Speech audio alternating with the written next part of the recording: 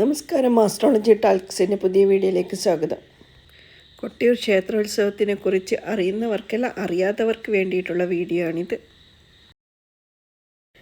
ദൈവത്തിൻ്റെ സ്വന്തം നാടായ കേരളത്തിലെ വനത്തിനുള്ളിൽ അക്കരെ കൊട്ടിയൂർ ഇക്കരെ കൊട്ടിയൂർ എന്നീ അമ്പലങ്ങൾ ബാവലിപ്പുഴയുടെ രണ്ട് കരകളിലായിട്ടാണ് നിൽക്കുന്നത്. ബാവലിപ്പുഴയുടെ തീരത്തുള്ള ഈ ക്ഷേത്രങ്ങളിലെ ഉത്സവം വടക്കൻ കേരളത്തിലെ പ്രധാന ഉത്സവങ്ങളിലൊന്നാണ്. ഉത്സവത്തിന് വേദിയാകുക അക്കരെ കൊട്ടിയൂർ അമ്പലമാണ്.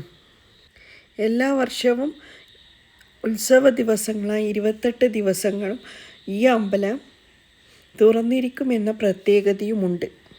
എന്നാൽ ഇക്കരെ കൊട്ടിയൂർ ശിവക്ഷേത്രം എന്നും തുറന്നിരിക്കുന്ന ക്ഷേത്രമാണ്.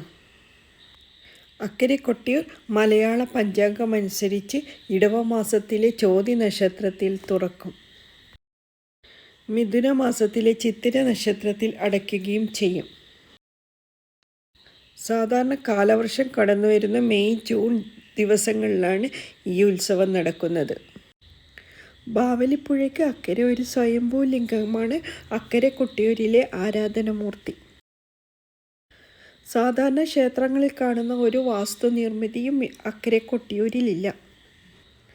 മണിത്തറ എന്ന് വിളിക്കുന്ന പുഴയിൽ നിന്ന് ശേഖരിക്കുന്ന വെള്ളാരം കല്ലുകൾ കൊണ്ടാണ് ശിവലിംഗത്തിൻ്റെ പീഠം നിർമ്മിക്കുക. ഓല കൊണ്ട് ശ്രീകോവിലും മറ്റും തീർത്ത് നെയ്യാട്ടത്തോടെയാണ് ഉത്സവം ആരംഭിക്കുക. വയനാട്ടിൽ നിന്ന് മുതിരേരിക്കാവിൽ നിന്ന് കൊണ്ടുവന്ന വാൾ ഉത്സവത്തിന് ശേഷം ക്ഷേത്രം അടയ്ക്കുമ്പോൾ ആ വാൾ തിരികെ കൊണ്ടുപോവുകയും ചെയ്യും.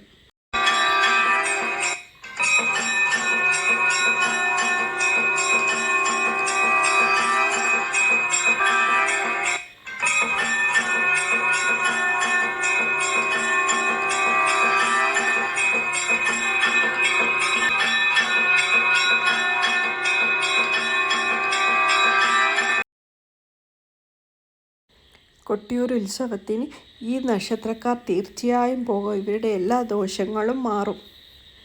ഇടവക്കൂറിൽ വരുന്ന കാർത്തിക, രോഹിണി, മകീരം, മിഥുനക്കൂറിൽ വരുന്ന തിരുവാതിര, പുണർതം, പൂയം, കന്നിക്കൂറിൽ വരുന്ന ഉത്രം, അത്തം, ചിത്തിര.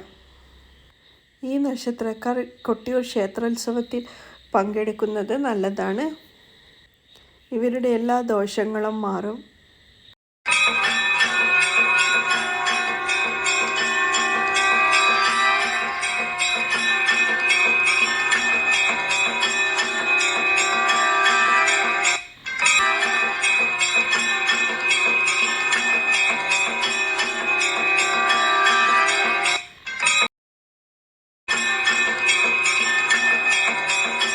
പിന്നെ ഇവരും ഈ ക്ഷേത്രോത്സവത്തിൽ പങ്കെടുക്കുന്നത് നല്ലതാണ്.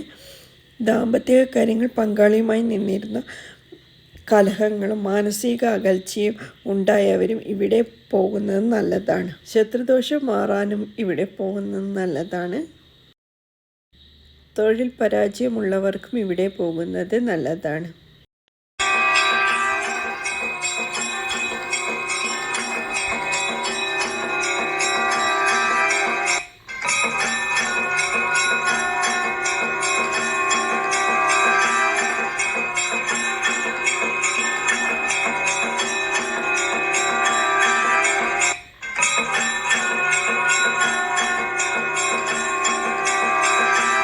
അപ്പോൾ ഇന്നത്തെ വീഡിയോ ഇത്രയേ ഉള്ളൂ. നമസ്കാരം.